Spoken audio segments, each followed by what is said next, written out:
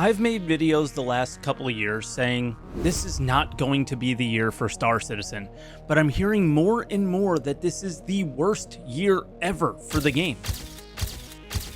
This simply cannot be true. The game is more playable and naturally has more features as well. I think there are a number of reasons why people may be feeling this way, so let's dive into them.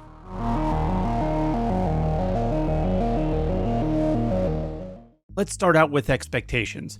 There have been times where the only content in Star Citizen was a new ship interior to check out. Then patch 3.15 dropped, and this honestly changed the trajectory of Star Citizen's development and even their communication.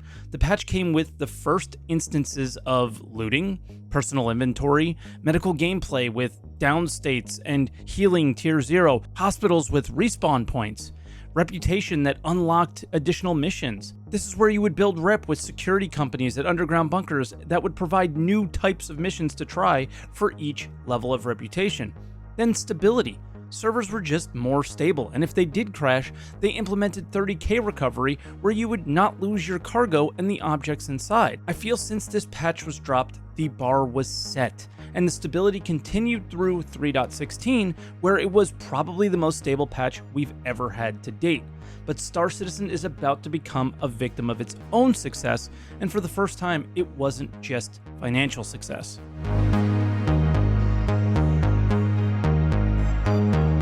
And now that leads us to basically where we are now today, the patch 3.17 cycle. The hype was really high and the patch just didn't have the stability of previous versions. There were also a ton of PTU patches that just didn't help the feature set that was being delivered. Refueling, mining gadgets, selling, even a new dynamic event, Siege of Orison, and more were in the patch, but I think they suffered from a few issues outside of just the instability. The act of refueling was cool, but there was really no need or purpose to do it. You can just land on a landing pad and refuel that way, so the use just simply isn't there. I think I've spoken a lot on mining gadgets and how they're not really changing the experience, and then selling is just incredibly clunky. And then Siege of Orison had tons and tons of bugs and issues around it. The 3.15 and 3.16 releases had their problems, but 3.17 just could not keep up with the expectations that previous releases have set.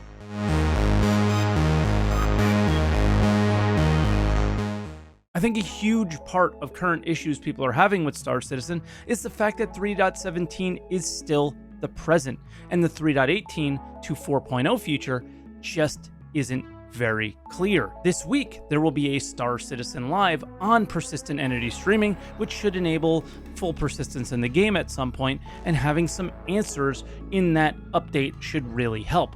I just feel that the current state of Star Citizen's engine, well, it's taken us as far as we can go, and the wait for something to do is just likely killing a lot of players' excitement. But I think the fact that we're really close to some key tech to turn the game up a little bit more, a dry spell is likely inevitable.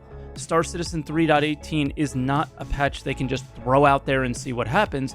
There are too many moving parts, and it likely would be a significantly worse experience than 3.17 if they just rushed it out the door.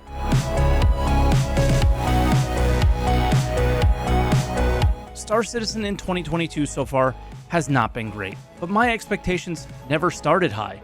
They were raised by the bar that CIG set for themselves in their patches, as well as their communication to continue to maintain that bar. They simply did not. Even though Star Citizen 3.17 is not the game we backed for, at this point, we would hope to have that bar much higher than the bar was in 2017. And I don't think we're there yet. But that doesn't stop the community from really wanting the game to be held to a much higher standard. I certainly expect more from CIG, and I'm not happy with the state of the game, prioritization, or the pace of development at all.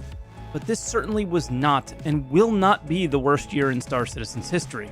That said, CIG is teetering on what I felt was the worst year in its history, and that was 2016, and the wait for 3.0. Burn down and content like that is what they're hinting at, and I'm starting to get flashbacks. For me, CIG needs to focus on not only the core tech, but also the player experience, which, by the way, was supposed to be a focus this year, as well as some meaningful progression to springboard off of into 2023. And if the timeline for PES and server meshing isn't entirely off, we could finally have a year that could highlight the potential of Star Citizen again, like we saw when the first planets were delivered. And that will do it.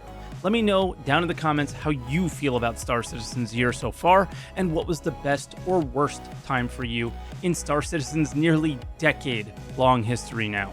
And don't forget to like, comment, and subscribe for more videos like this in the future, and I'll see you guys in the next one.